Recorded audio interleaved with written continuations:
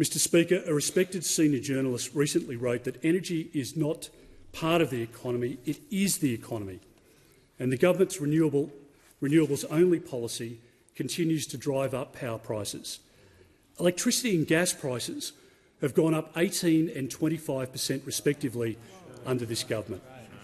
You can see this rise in your household power bills. But the energy bills of farmers, of businesses and manufacturers have also skyrocketed. And that means the cost to make anything from food to furniture has also gone up. And that's why you're paying more at the supermarket and at the shops. If energy is not affordable or reliable, more manufacturers will simply shut up shop, they'll move offshore, we lose the jobs and the economic productivity, and we'll just re-import the products at a higher price. That's Labor's formula at the moment.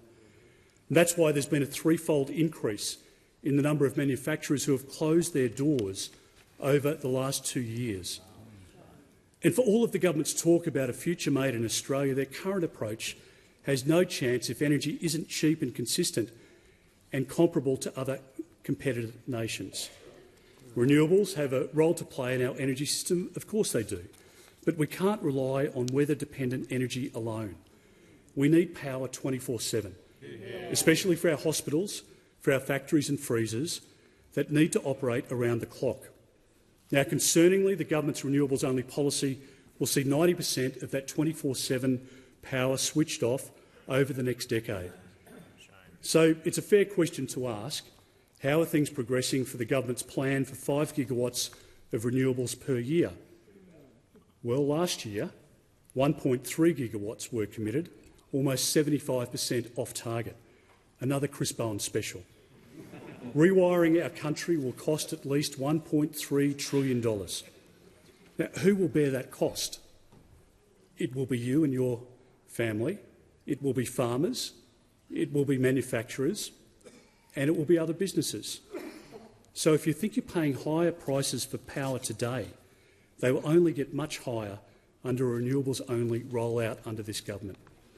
Our nation has 3 energy goals: cheaper power, consistent power and cleaner power. And we won't achieve these goals under Labor's renewables-only policy. But we can achieve all 3. And we can do that by showing the leadership and following the top 20 economies of the world, which are using zero-emission nuclear power or are taking steps to put it into the mix. Australia is the only one of the top 20 economies in the world not to do so. And by ramping up domestic gas production for affordable and reliable energy in the more immediate term, we can help keep the lights on and push power prices down. After 2 years of interventions into the gas market, skyrocketing prices and repeated warnings of shortfalls, Labor's new gas strategy is just words on paper. There's little chance of Labor bringing new gas supply into the system because it's ideologically opposed to gas and it's more worried about winning votes from the Greens in inner-city seats than it is worried about people living in suburbs or in regional towns around the country. Unlike Labor, a coalition government will speed up approvals, unlock gas in key basins like the Beetaloo, defund the Environmental Defenders Office, which is halting vital projects through lawfare, ensure gas is delivered to where it's needed by reinstating the National Gas Infrastructure Plan, and commit to an annual release of offshore acreage for exploration and development in the Northern Territory and Western Australia. On nuclear power, some 50 countries are exploring or investing into zero-emission, next-generation technologies for the very first time. We hold the largest deposits of uranium on the planet. You have to ask yourself the question, does the Prime Minister and Minister Chris Bowen have it right, or is the rest of the developed world just doesn't know what they're talking about? I mean, ask yourself that question. Would you side with Anthony Albanese and Chris Bowen or the rest of the developed world? It's a fair question, and I think most Australians know the answer to it. The government have ordered nuclear-powered submarines, so it raises a reasonable question: why is the technology safe for our submariners but unsafe for our citizens? Because of nuclear power, residents in Ontario, Canada, pay up to a quarter of the cost of what some Australians pay for electricity. With nuclear power, we can maximise the highest yield of energy per square metre and minimise our environmental damage. We do that by putting new nuclear technologies on or near the brownfield sites of decommissioned or retiring coal-fired power plants using the existing grid.